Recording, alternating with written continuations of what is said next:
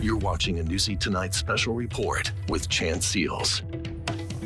The FBI raid of former President Donald Trump's home is unprecedented. Republicans call the move a political ploy and accuse the FBI of underhanded tactics here.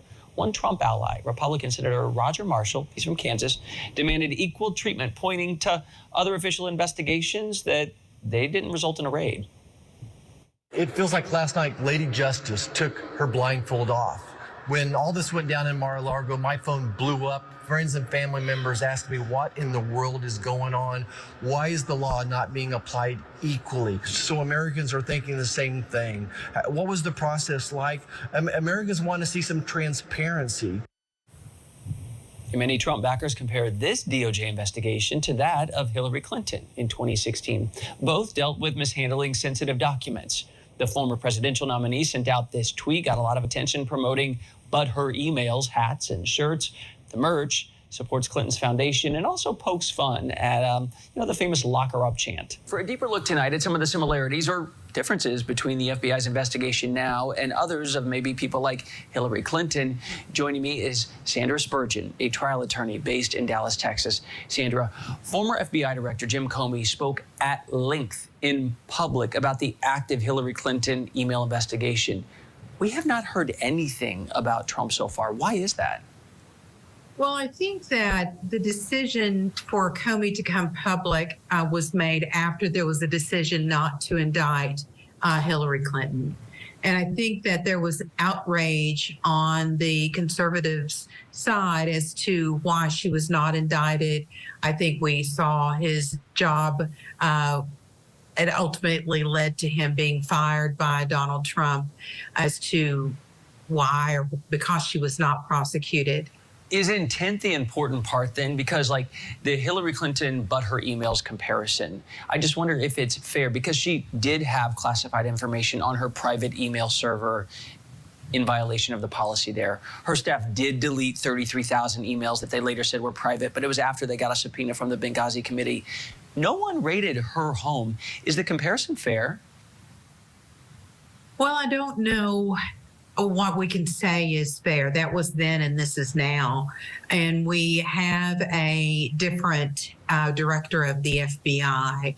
And when the subpoena was issued for Trump, practicing law for 30 years, there's a process. And I know that this has become a very politically heated issue, and both sides are crying foul, right?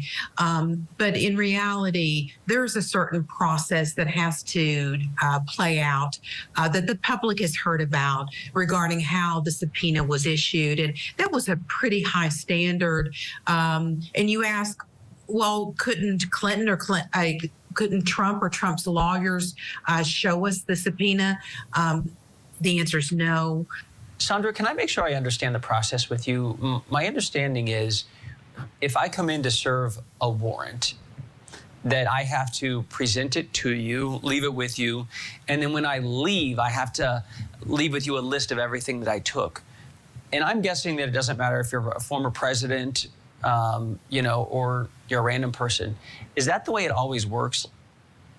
That's the way that's the way it's designed to work. Yes. Yes. Okay. And if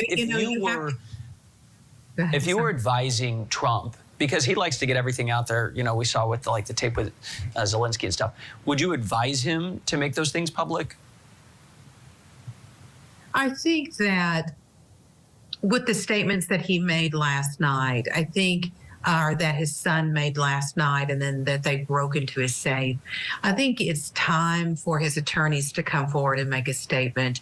I don't believe that I would, as his counsel, I would not advise him to make any further statements. In fact, I would be advising against it. I would sit on him if I had to make sure that he doesn't make any further statements about it. Because you have to keep in mind, it was a federal judge who signed the warrant. Typically, federal judges are Republican appointed historically as the way it has been. So, you are taking on a federal judge and the court system when you're making statements, reckless statements, and if the statements that he makes proves out to be reckless or false, I would not want to have to appear in front of that judge again. So I think that his attorneys are very skilled. Attorneys looking for the ability to make a statement so that the public can understand exactly what's going on. Sandra Spurgeon, valuable insight. You said you'd sit on your client if you had to get him to kind of be quiet at this moment. Let's see what happens. But the investigation seems to be unfolding really quickly. Thank you so much. Thank you so much.